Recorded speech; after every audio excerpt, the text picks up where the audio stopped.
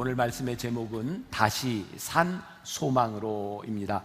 여러분, 오늘 말씀 가운데 여러분들이 표시해야 될 단어가 있다면 저는 오늘 말씀 가운데는 1절에 나와 있는 나그네라고 하는 부분이고요, 1절 끝부분에 나와 있죠. 또 3절에 가서 보면 산 소망이라고 하는 말씀이 나오고 있습니다. 오늘 저는 이 두 단어를 중심으로 여러분들과 함께 말씀을 나누려고 합니다. 나그네들에게 어쩌면 잘 어울리지 않는 것 같은 그런 인사를 베드로가 하고 있어요. 2절에 보니까 곧 하나님 아버지의 미리 아심을 따라 성령이 거룩하게 하심으로 순종함과 예수 그리스도의 핏부림을 얻기 위하여 택하심을 받은 자들에게 편지하노니, 택하심을 받은 자들이 누구냐면 나그네들이거든요. 은혜와 평강이 너희에게 더욱 많을지어다. 나그네에게 은혜와 평강이 많기를 원한다. 여러분들에게 나그네 하면 어떤 이미지가 떠오르나요? 저는 금방 딱 떠오르는 게 인생은 나그네 길 어디서 왔다가 어디로 가느냐. 어떤 느낌이요? 나그네, 그저 왔다 그저 가는 정처 없이 떠도는 나그네. 근데 오늘 성경이 이야기하는 나그네는 우리들이 생각하고 있는 나그네와 다른 것 같아요. 사도 바울은 이 나그네들에게 은혜와 평강이 있기를 원한다. 근데 은혜와 평강이 있는 이유가 있죠. 오늘 제가 핵심적인 단어라고 이야기하는 이 나그네들에게 산 소망이 있기 때문입니다. 우리가 요즘 많이 쓰는 말 가운데 하나가 탈북한 사람들에게 강을 건넌 사람, 이런 표현을 씁니다. 그럼 탈북자들은 강을 건너서 오죠. 두만강을 건너서, 압록강을 건너서 그들은 목숨을 걸고 옵니다. 왜 강을 건널까요? 소망이 있기 때문이죠. 죽음의 강을 기꺼이 걷는 사람들은 소망이 있기 때문에 그 강을 건너는 겁니다. 우리가 이 세상을 살아가며 우리들에게 소망이 없다면 우리들이 지금 살아가고 있는 이 고난들은 우리들에게 고난으로 끝날지 몰라요. 이스라엘 백성들을 말하는 히브리인이라고 하는 말은요, 그 어원이 이제 애굽의 노예로 있던 사람들, 이런 의미를 가지고 있는데, 최초에 그 아브라함의 아버지 때부터 그 메소포타미아 지역에 있던 그 가족이 유프라테스 강, 티그리스 강을 건너서 이제 가나안 땅으로 들어오게 되죠. 가나안 땅에 있던 이스라엘 백성들이 애굽으로 가서 400년을 지나다가 그들이 큰 민족을 이루고 나오게 됩니다. 홍해를 건너서 요단강을 건너서 나오게 됩니다.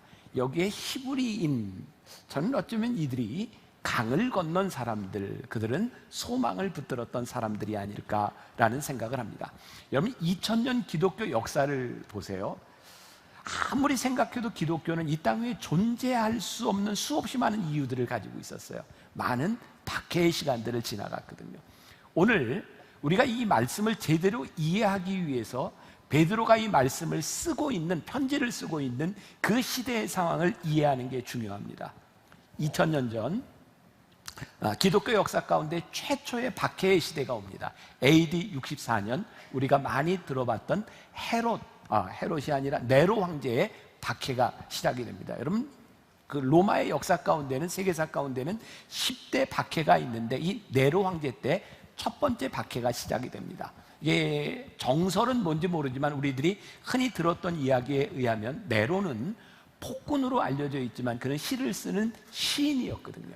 그래서 네로가 시를 쓰는데 시상이 떠오르지 않으니까 시상을 떠올리기 위해서 로마에 불을 질렀다. 그리고 그 불이 번져나가면서 로마 시가가 다 타고 사람들이 많이 죽게 돼서 밀란이 일어나려고 하니까 불을 지른 사람들이 크리스찬이다라고 이야기를 합니다. 그래서 크리스찬들이 박해를 받습니다. 많은 사람들이 죽습니다. 그래서 크리스찬들이 도망을 가고 흩어지고 숨기 시작합니다. 그들이 피난 갔던 장소가 오늘 1절의 베드로서 기자가 이야기하는 가파도기아, 갈라디아, 소아시아 지역입니다. 오늘로 이야기하면 터키 지역입니다.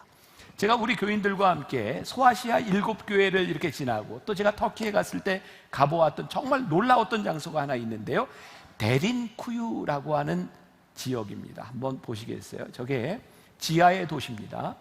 제가 놀랄 만한 얘기를 하면 여러분들이 놀래야 될까요? 안 놀래도 될까요? 놀래야 되죠. 저 지하의 도시가요, 밑으로 100m를 내려갑니다. 20층으로 저런 집들이 되어 있고요, 관광객들에게 개방된 것은 지하 8층까지만 개방이 되어 있습니다.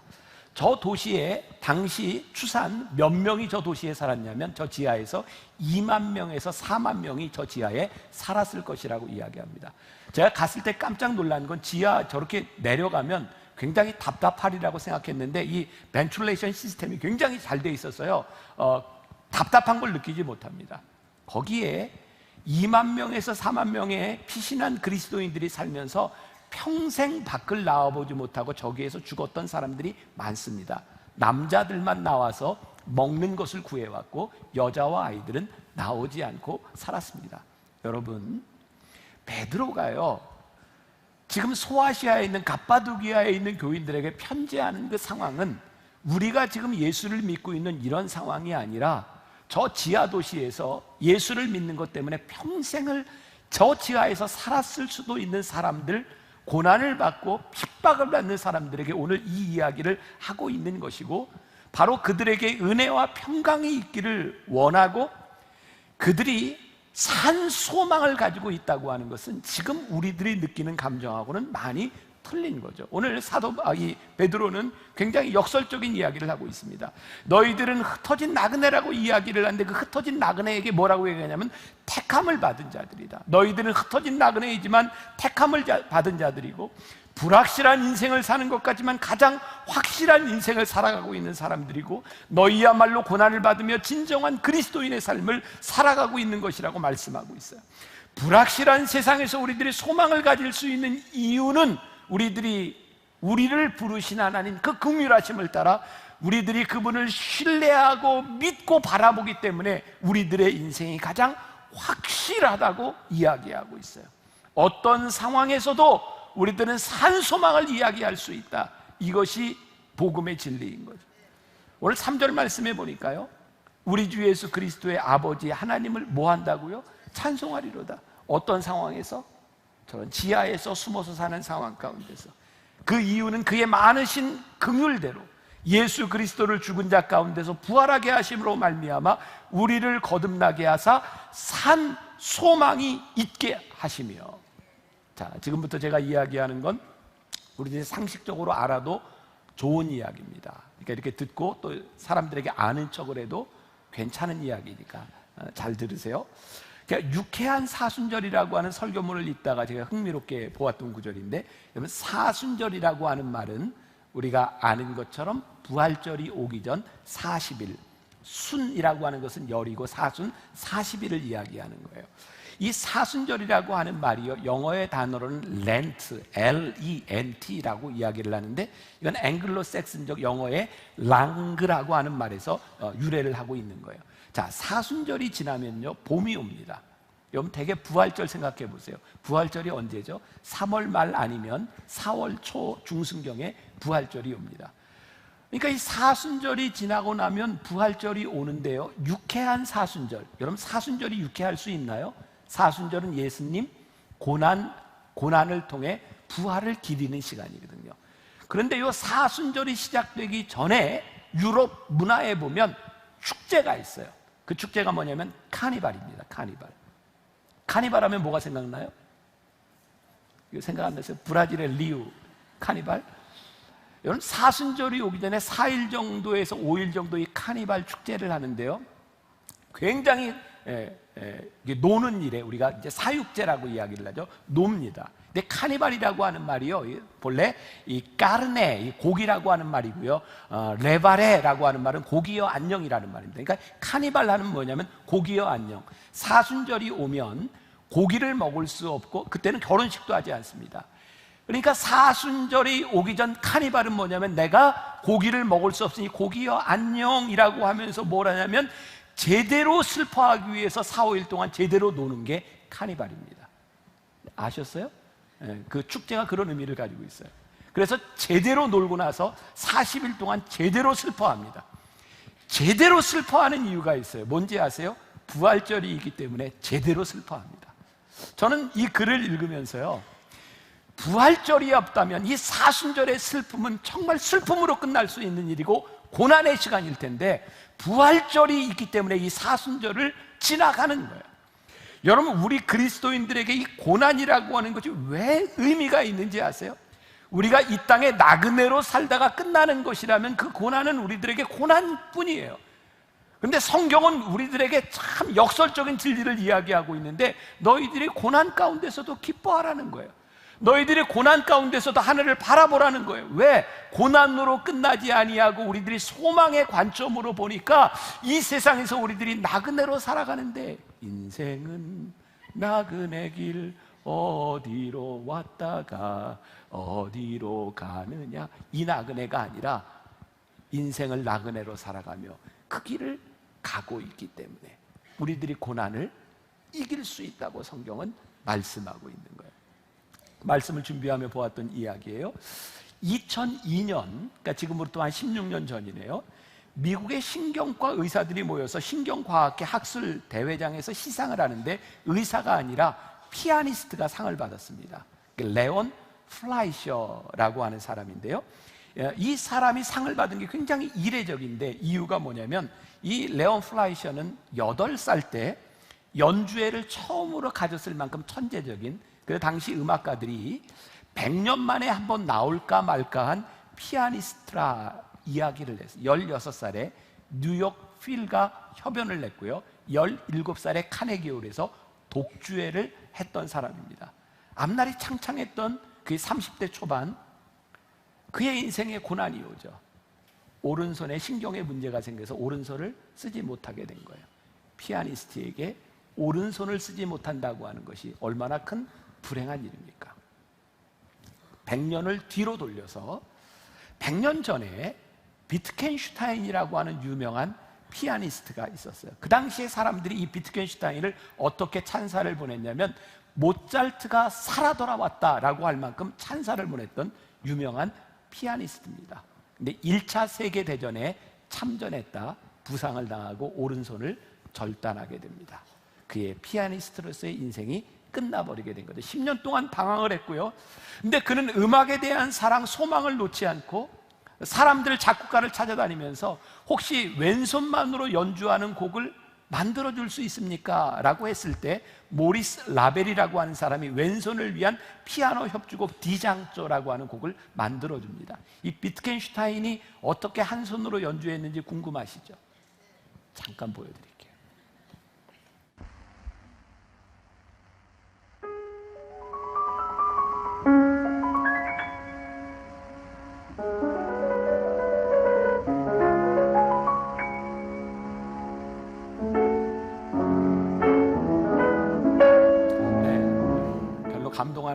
감동하지 않는 것 같아서 그만 보겠습니다. 자, 이 비트겐슈타인이 연주를 하고 난 다음, 그 다음에 왼손만을 위한 곡이 1000곡 이상이 만들어지고요, 두 손으로 연주를 할 수 있는 사람도 왼손으로 연주를 하는 일도 생기게 됩니다. 다시 플라이셔에게로 돌아옵니다.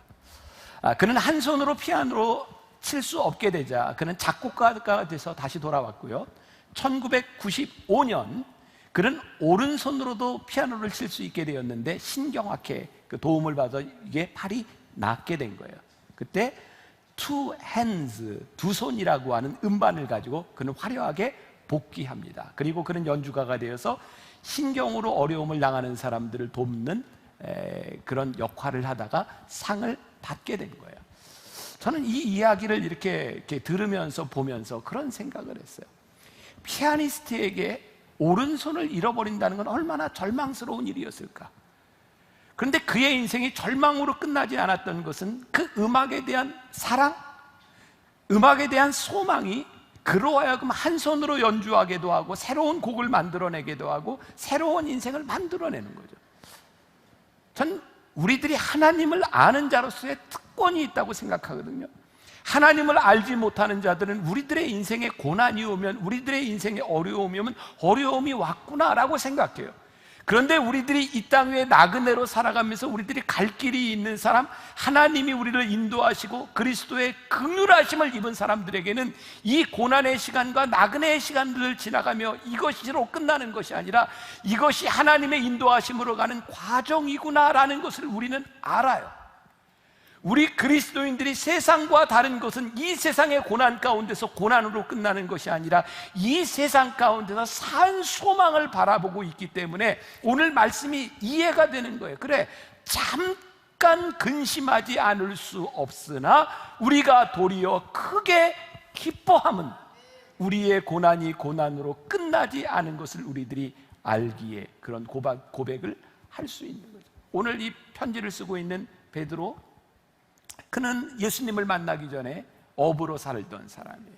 예수님을 만났던 순간을 우리가 잘 알죠? 밤새도록 그물을 치고 고기를 잡으려고 했는데 잡은 것이 아무것도 없을 때, 여러분 그런 생각을 할 수 있어요. 아니, 하룻밤 고기를 못 잡았다고 그게 무슨 큰 고난인가? 사실 우리들이 겪는 고난의 무게라고 하는 것은요, 크고 작고에 대한 문제가 아니라 지금 우리가 당하고 있는 고난이 제일 큰 거죠. 고난의 크기에 대한 문제가 아니라 내가 지금 당하고 있는 어려움이 크고 버거운 거죠. 어쩌면 베드로에게 이 고난의 누군가가 보기에는 작은 순간이라고 이야기했을, 작은 것이라고 이야기했을 그 고난의 순간에 주님께서 찾아오셨어요. 그리고 베드로에게 저 깊은 곳에 가서 그물을 던져라. 그리고 고기를 잡았어요. 아, 이분이구나.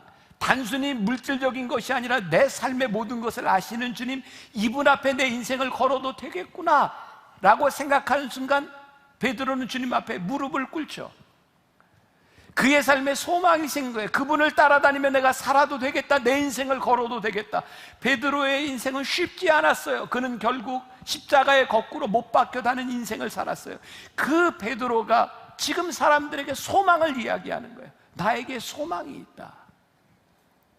제가 이 베드로전서 말씀은 우리 평신도들과 함께 제가 쓴 설교 원고를 이렇게 나누어 주고 이 말씀을 듣고 여러분들이 묵상한 글을 좀 한번 나눠봅시다. 그래서 묵상 글을 제가 이렇게 피드백을 받았는데, 한 권사님이 이 원고를 보고 이 베드로서를 읽고 이런 묵상 글을 써줬어요.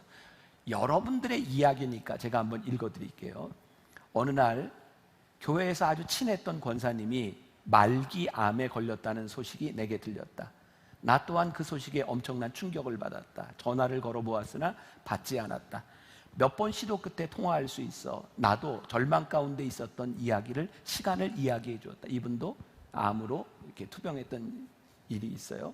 사람을 죽음에 이르게 하는 것은 병이 아니라 그 병으로 말미암아 소망을 잃어버리는 것에서부터 시작한다고. 그리고 그에게 주님이 내게 주신 말씀 3가지를 적어 보내주었다. 이런 내용이었다. 권사님, 3가지 마음가짐과 3가지 말씀을 기억하세요. 병보다 무서운 새 놈이 찾아올 거예요. 첫 번째, 실망이 찾아올 겁니다. 절망하지 말고 이 병을 통해 하나님이 내게 하시고자 하는 뜻을 묻고 답을 구하십시오.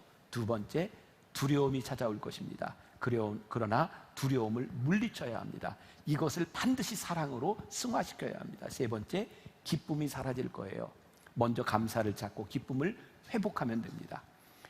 권사님은 암이라는 중병과 싸우는 것이 아니라 이런 것을 회복하는 싸움을 시작한 것입니다.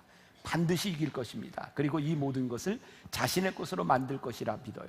당신을 믿음의 형제로서 사랑하고 또 존경합니다. 당신 곁에는 많은 기도의 동역자들이 있습니다. 잊지 마세요. 당신을 위해 기도하는 사랑하는 아내와 자식들이 있고 만나의 기도팀이 있습니다. 우린 반드시 승리할 것입니다.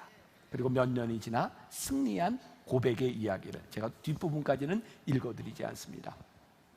산 소망을 가진 사람들의 삶의 이야기가 있는 거예요. 우리들에게 고난이 없는 이야기를 성경이 우리들에게 말씀하고 있는 것이 아니라 이 세상의 고난 가운데 산 소망을 가진 사람들의 이야기, 그것이 믿음의 이야기인 거예요. 오늘 6절 말씀, 우리가 본문에서 읽질 않았는데 6절 말씀 보세요. 그러므로 너희가 이제 어떤 시험?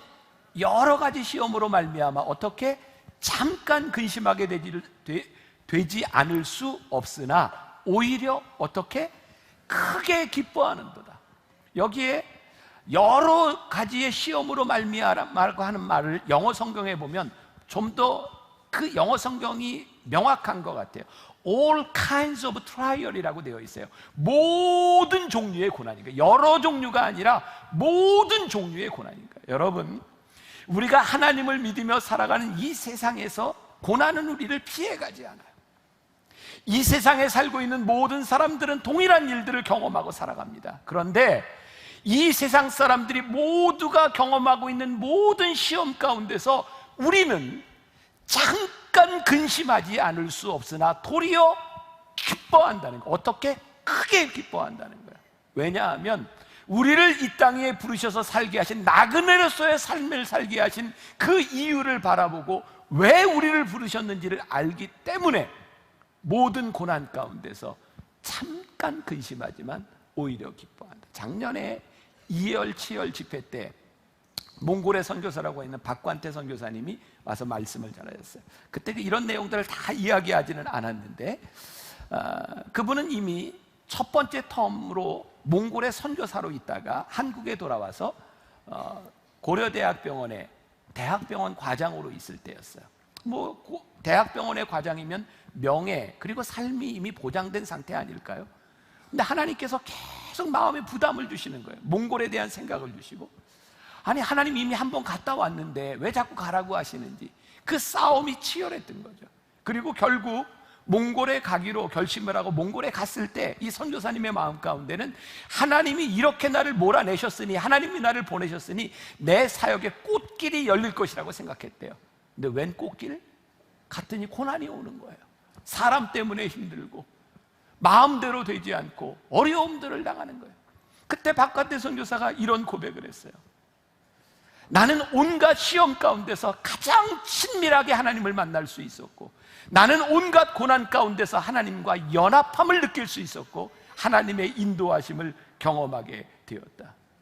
믿음으로 하나님을 붙든다고 하는 것은 우리들이 고난의 길을 가지 않는 것이 아니라 우리들이 이 고난 가운데 잠깐 근심하지 않을 수는 없으나 우리를 인도하시는 하나님, 진짜 우리들에게 믿음이 생기게 될 때, 이것이 가능하구나, 우리들이 기뻐할 수 있는 일이구나. 그 영어 성경에 보니까 크게 기뻐하다, greatly rejoice. 어떻게 기뻐하면 크게 기뻐하는 걸까요? 우리의 시험 가운데서 크게 기뻐할 수 있는 놀라운 진리. 사도 바울은 로마서 8장 18절에서 생각하건대 현재의 고난은 장차 우리에게 나타날 영광과 비교할 수 없도다. 세상은 어떻게 살아요? 인생은 나그네 길, 어디서 왔다가 어디로 가느냐. 세상은 이렇게 살아요. 근데 우리는 가야 될 길이 있어요. 현재의 고난은 장차 다가올 영광과 비교할 수 없도다. 이 믿음이 우리 그리스도인들을 강하게 붙들어 주는 거예요. 여러분 오해하지 마세요. 저는 지금 시험 자체를 기뻐하라는 게 아니에요. 우리들에게 시험에 오는 거 잠깐 근심할 수 있으나 우리들이 크게 기뻐하는 데다 그래서 시험아 와라, 오세요 이렇게 살라는 것이 아니에요. 시험은 힘든 거예요. 여러분들이 일부러 시험에 빠질 필요 없어요. 시험이 좋은 것이 아니에요. 그러나 시험을 통해 우리들이 하나님의 구원의 과정 속에 있는 것을 깨닫기 때문에 시험 속에서 기뻐하는 거예요. 오해하지 마세요. 기독교는 일부러 고난을 찾아가는 종교가 아니에요. 우리의 신앙은 일부러 고행을 하는 것이 아니에요.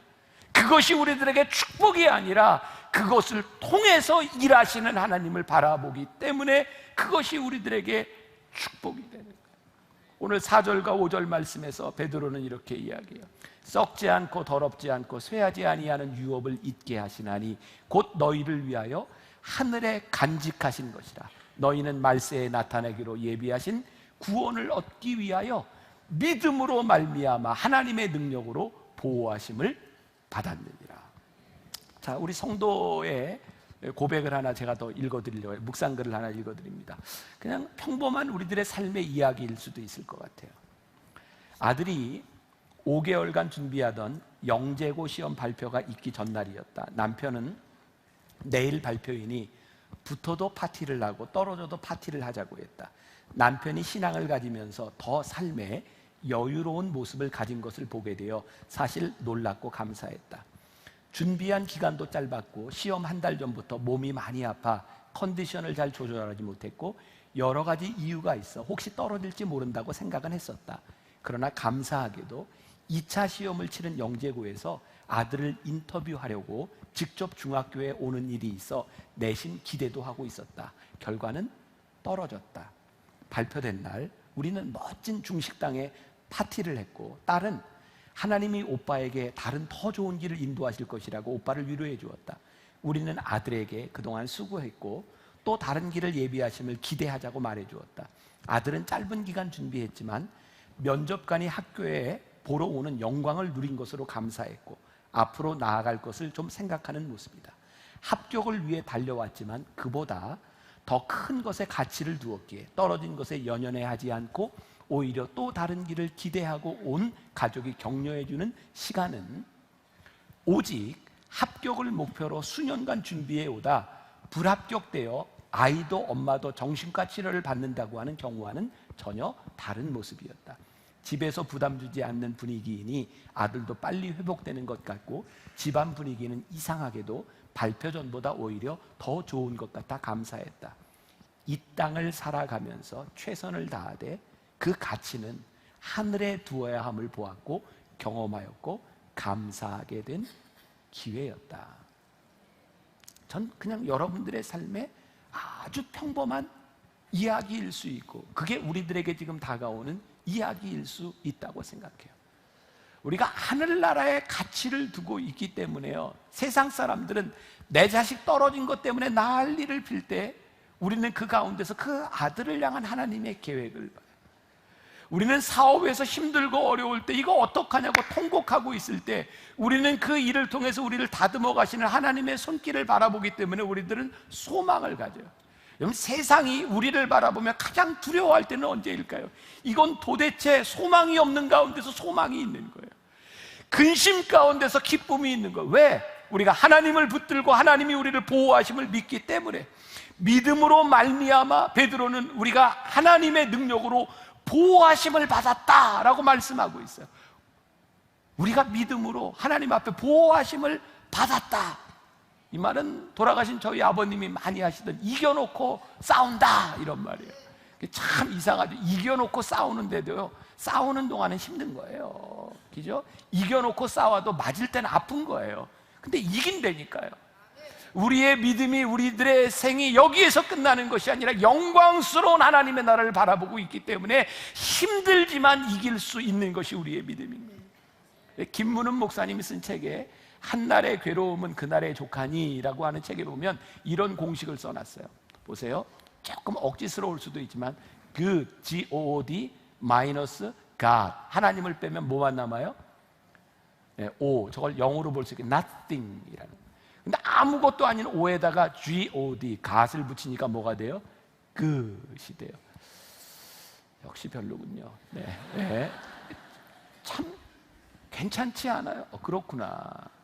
우리들이 세상의 가치라고 생각했던 것을 따라가고 보니 어느 날 허무한 거예요. 아무것도 아닌 거예요. 그런데 세상에서 아무것도 아니라고 생각했는데 하나님이 우리 안에 들어오셔서 우리의 믿음이 되시고 우리의 의지가 되시고 그 하나님을 바라보니 우리의 인생이 좋아지는 거예요. 그래서 저는 이 나그네를 이렇게 표현하고 싶어요. 믿음이 있는 나그네. 우리가 나그네로서 이 세상을 살아가되 우리는 그냥 정처 없는 나그네가 아니라 믿음이 있는 나그네. 어떤 의사 선생님이 그런 이야기를 해요. 이렇게 환자들을 진료하면서 깨닫게 되는 게 내가 사람을 어떻게 고쳐나가는 게 아니라 그 소망이 그 사람을 고쳐나가는구나. 이렇게 환자들을 진료하는데요, 불치병 환자로요, 사람들의 이렇게 부축을 받고 온 사람이요, 진료하면서 이거 아무것도 아니네 그러면 그냥 혼자 걸어간대요. 그런데요, 아프다고 이렇게 온 사람한테 이거 불치병이라고 얘기하면 부축받고 나간대요. 참 신기하죠, 사람들의 마음이. 우리를 능력 있게 만드는 것이 뭐예요? 소망이에요. 우리들의 삶에 연단이 있어요. 근데 연단은요, 어떤 금보다도 더 귀한 것이라고 우리들에게 말씀하고 있어요. 왜? 우리는 연단을 통해서 영광스러운 하나님의 나라로 가고 있는 사람들이니까. 오늘 이 소망이 여러분들을 붙잡아 주기를 간절히 소원합니다. 여러분들이 세상으로 나가 잠깐 근심할 수 있어요. 우리 중에 아픈 것 아프지 않을 사람이 누가 있어요? 고난이 아닐 사람이 누가 있어요? 그 가운데서 여러분들을 붙잡아 주시는 소망, 믿음 있는 나그네로 승리하는 여러분들의 인생이 되시기를 주님의 이름으로 간절히 축원합니다.